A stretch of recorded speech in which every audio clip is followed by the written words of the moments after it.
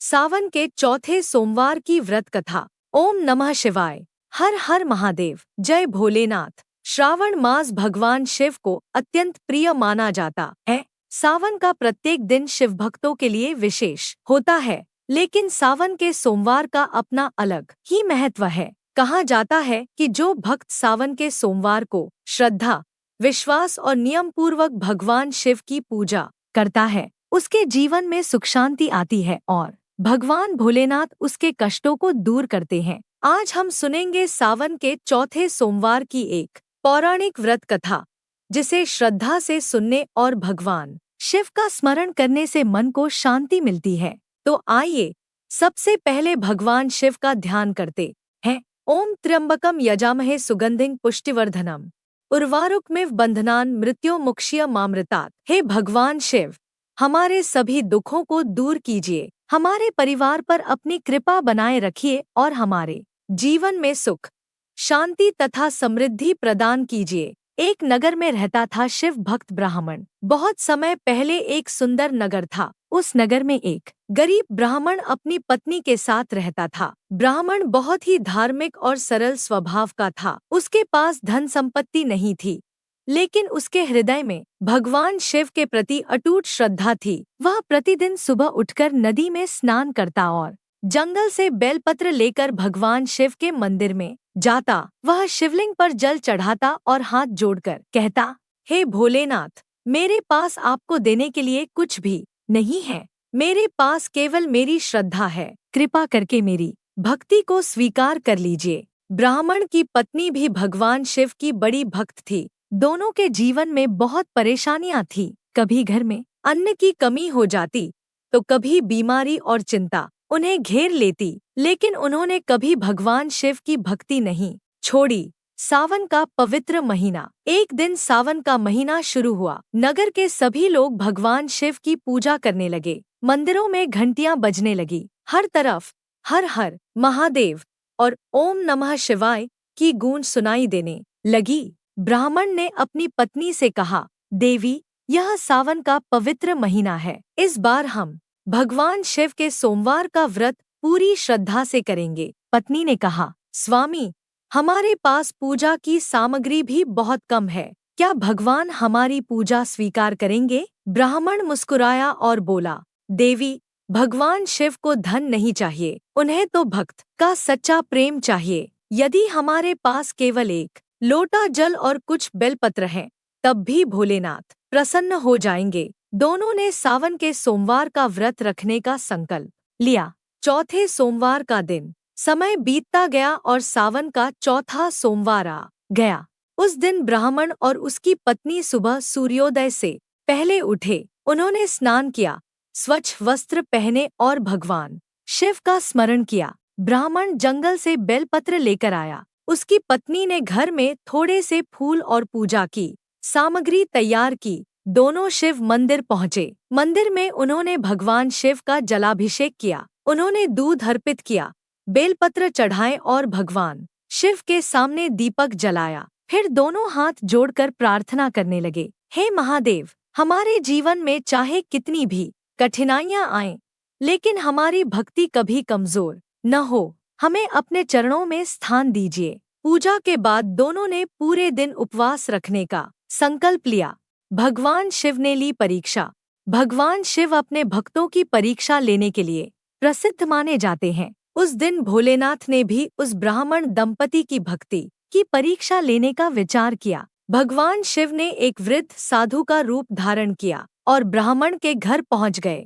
साधु ने दरवाजे पर आवाज लगाई, कोई है? मुझे बहुत भूख लगी है, क्या मुझे कुछ भोजन मिल सकता है? ब्राह्मण की पत्नी बाहर आई। उसने देखा कि एक वृद्ध साधु भूख से परेशान खड़ा है। वह बोली, महाराज, आज हमारे घर में बहुत कम अन्न है। हम दोनों ने सावन के सोमवार का व्रत रखा है, लेकिन आप हमारे अतिथि हैं, इसलिए हम आपको खाली हाथ नहीं जाने देंगे। उसने घर में रखा थोड़ा सा भोजन साधु को दे दिया। साधु ने भोजन किया, लेकिन फिर उन्होंने कहा, माता, क्या मुझे थोड़ा और भोजन मिल सकता है? ब्राह्मण की पत्नी ने बिना किसी शिकायत के अपने हिस्से का भोजन भी साधु को दे दिया। ब्राह्मण यह सब देख रहा था। उसने अपनी पत्नी से कहा, देवी, आपने बहुत अच्छा किया। अतिथि की सेवा करना हमारा धर्म है।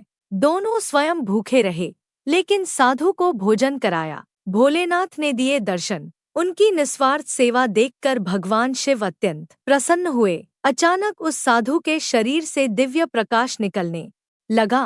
पूरा घर प्रकाश से भर गया। ब्राह्मण और उसकी पत्नी आश्चर्य से देखने लगे। कुछ ही क्षणों में साधु का रूप समाप्त हुआ और वहां स्वयं भगवान शिव प्रकट हो गए। मस्तक पर चंद्रमा, जटाओं में पवित्र गंगा, गले में सर्प और हाथ में त्रिशूल धारण किए हुए भगवान भोलेनाथ अपने दिव्य स्वरूप में खड़े थे। ब्राह्मण और उसकी पत्नी भगवान शिव के चरणों में गिर पड़े। उनकी आंखों से आंसू निकलने लगे। ब्राह्मण बोला, हे महादेव, हम धन्य हो गए। आज हमारे जीवन का सबसे बड़ा सौभाग्य है कि हमें आपके दर्शन प्राप्त हुए। भगवान शिव मुस्कुराए। उन्होंने कहा, वत्स, मैं तुम्हारी पूजा की सामग्री से नहीं, तुम्हारे सच्चे मन से प्रसन्न हूँ। तुमने कठिन परिस्थिति में भी अपनी श्रद्धा नहीं छोड़ी और भूखे अतिथि की सेवा की। यही सच्ची भक्ति है। भगवान शिव ने दोनों को आशीर्वाद दिया। उन्होंने कहा, तुम्हारे घर से दरिद्रता दूर होगी, तुम्हारे परिवार में सुख शांति बनी रहेगी और तुम्हारी सभी उचित मनोकामनाएं पूर्ण होंगी। इतना कहकर भगवान शिव अंतर्ध्यान हो गए। बदल गया ब्राह्मण का जीवन। अगले दिन से ब्राह्मण के जीवन में परिवर्तन आने लगा। जिस घर में कभी अन्न की कमी रहती थी, वहां अब भोजन की कमी नहीं रही। परिवार में सुख और शांति आने लगी। लेकिन ब्राह्मण पहले की तरह ही भगवान शिव की पूजा करता रहा। उसने कभी धन को भगवान से बड़ा नहीं माना। वह हमेशा कहता, जिस दिन मनुष्य के हृदय में भगवान के प्रति सच्ची श्रद्धा आ जाती है, उस दिन उसके जीवन की सबसे बड़ी गरीबी दूर हो जाती है। वह हर सावन में सोमवार का व्रत करता और भगवान शिव का जलाभिषेक करता। नगर के लोग भी उसकी भक्ति देखकर प्रेरित होने लगे।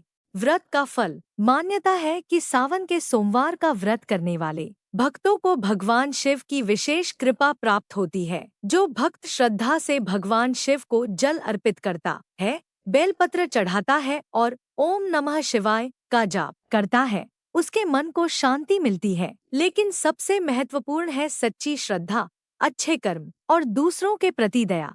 भगवान शिव को दिखावा पसंद नहीं है। भोलेनाथ तो अपने भक्त के सच्चे मन से ही प्रसन्न हो जाते हैं। इसलिए यदि आपके पास पूजा की बड़ी सामग्री नहीं है तो चिंता मत कीजिए। एक लोटा जल लेकर भी भगवान शिव का स्मरण कीजिए। एक बेलपत्र प्रेम से चढ़ाइए और सच्चे मन से कहिए, हे महादेव, मुझे सही मार्ग पर चलने की शक्ति दीजिए। कथा का संदेश। इस कथा से हमें यह सीख मिलती है कि भगवान को प्रसन्न करने के लिए धन और वैभव की आवश्यकता नहीं होती। आवश्यकता होती है तो केवल सच्चे मन, श्रद्धा और अच्छे कर्मों की। यदि हमारे पास कुछ कम है, फिर भी हमें जरूरतमंद व्यक्ति की सहायता करनी चाहिए। यदि हमारे जीवन में परेशानी है तो भी भगवान पर विश्वास नहीं छोड़ना चाहिए, क्योंकि भगवान शिव कब और किस रूप में हमारी परीक्षा ले रहे हैं, यह कोई नहीं जानता। इसलिए हमेशा दूसरों के प्रति दया रखें,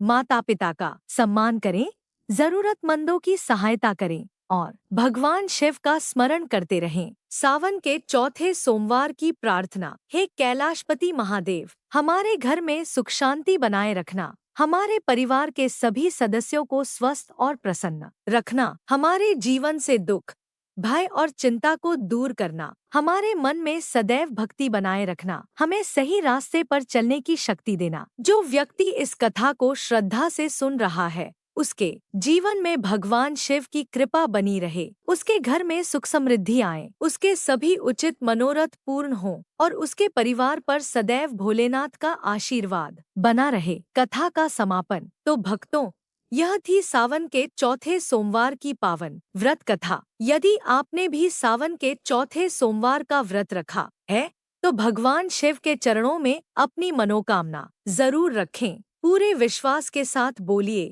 हर हर महादेव, बोल बम, ओम नमः शिवाय। भगवान भोलेनाथ आप सभी पर अपनी कृपा बनाए रखें, आपके घर में सुख, शांति और समृद्धि बनी रहे। हर हर महादेव।